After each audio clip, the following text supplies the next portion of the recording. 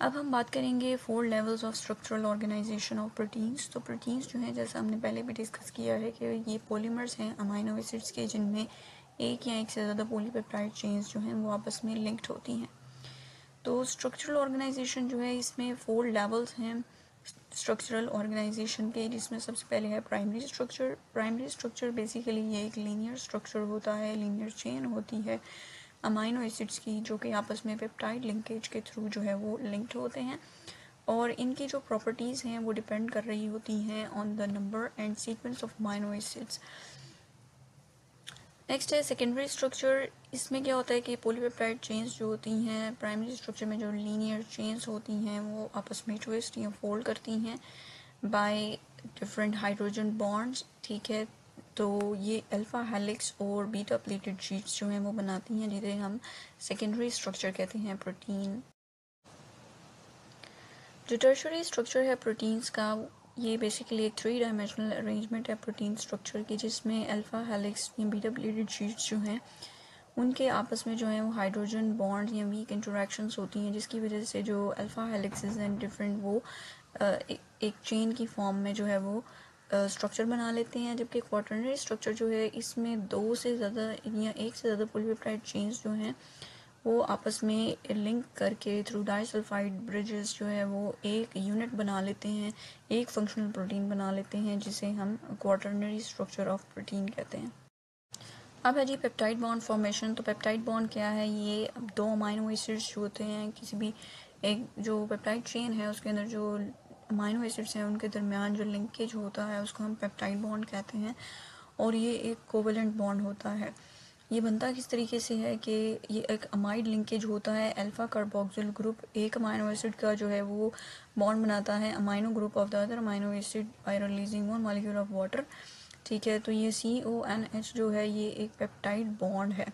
ठीक है, तो सक्सेसिव अमाइनो एसिड जो हैं वो आपस में लिंक्ड होते हैं, और जो है इस बॉन्ड को हम शो करते हैं CONH से। ठीक है, और इनकी वजह से जो है वो पॉलीपेप्टाइड चेन्स जो होती हैं उनकी स्ट्रॉन्ग बैकबोन बनती है। और जो है डाईपेप्टाइड बॉन्ड हम क्यों कहते हैं? डाइप का मतलब होता है 2 अमाइनो एसिड्स जो कि एक पेप्टाइड बॉन्ड बना रहे हैं। ठीक है, 2 अमाइनो एसिड्स के दरमियान एक पेप्टाइड बॉन्ड बन रहा है। अब है जी characteristics of primary structure of proteins, जो हमने पीछे पढ़ा है उसकी क्या प्रॉपर्टीज़ हैं। तो जो एक पॉलीपेप्टाइड चेन है उसमें जो है 2 या 2 से ज़्यादा अमाइनो एसिड्स रेजिड्यूज जो हैं वो आपस में पेप्टाइड लिंकेज के थ्रू जो है वो बॉन्डिंग हुई भी होती है उनकी, और जो एक अमाइनो एसिड है उस चेन के अंदर उसको हम एज ए ब्रिक कह सकते हैं। ठीक है, तो पेप्टाइड बॉन्ड किस तरीके से बनता है? ये कोवेलेंट बॉन्ड है जो कि अमाइड लिंकेज एक अमाइनो एसिड का जो अल्फ़ा ग्रुप है, अल्फ़ा कार्बोक्सिल ग्रुप है उसके दरमियान, और जो एक अमाइनो ग्रुप है दूसरे अमाइनो एसिड का उसके दरमियान जो लिंकेज होता है by the removal of water. ठीक है, इस तरीके से एक पेप्टाइड बॉन्ड बनता है। तो कैरेक्टरिस्टिक्स क्या हैं पेप्टाइड बॉन्ड के? ये एक रिजिड कोवेलेंट और स्टेबल बॉन्ड है जो कि हाइड्रोलाइज हो सकता है with the help of proteolytic enzymes, acids और अल्कलीज। ठीक है, प्रोटियोलिटिक एंजाइम्स ऐसे एंजाइम्स जो कि प्रोटीन्स की ब्रेक डाउन करते हैं। ठीक है, और ये बॉन्ड जो है प्लेनर है और पार्शियल डबल बॉन्ड है। There is no freedom of rotation के स्ट्रक्चर जो है वो रोटेट कर सके। ठीक है, CONH जो है वो एक ट्रांस कॉन्फ़िगरेशन में एग्जिस्ट करता है। इसका क्या मतलब है कि जो दोनों ग्रुप्स इन्वॉल्व हैं बॉन्ड्स में, ठीक है, these are polar. Next, it imparts stability to the primary structure. ठीक है, डाइसल्फाइड बॉन्ड्स जो होते हैं ये जो है स्टेबल करता है प्रोटीन स्ट्रक्चर को, और it is responsible for the stability of the primary protein structure, जिसको हम पेप्टाइड बॉन्ड कहते हैं। अब जो प्राइमरी स्ट्रक्चर है प्रोटीन्स का, उसकी क्लिनिकल एप्लीकेशंस क्या हैं? तो स्पेसिफिक अमाइनो एसिड जो है एक उसकी स्पेसिफिक पोजीशन होती है, स्पेसिफिक नंबर होता है एक पेप्टाइड चेन के अंदर।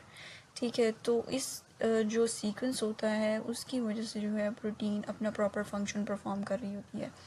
अगर अमाइनो एसिड्स का सीक्वेंस जो है वो चेंज हो जाए, एक अमाइनो एसिड रिप्लेस हो जाए दूसरे से, तो फिर it affects the function of protein as well. तो डिफरेंट जेनेटिक डिजीज़ जो हैं उनमें क्या होता है कि एबनॉर्मल अमाइनो एसिड सीक्वेंस होता है। तो अगर हमें प्राइमरी स्ट्रक्चर जो है वो नॉर्मल प्रोटीन का और जो म्यूटेटेड प्रोटीन है उसका पता हो, तो फिर हम डायग्नोज कर सकेंगे और उसको जो है वो उसकी डिज़ीज़ जो है उसकी क्लिनिकल स्टडी कर सकेंगे कि इसकी रीज़न क्या है और इसका जो है वो हम किस तरीके से ट्रीट कर सकते हैं।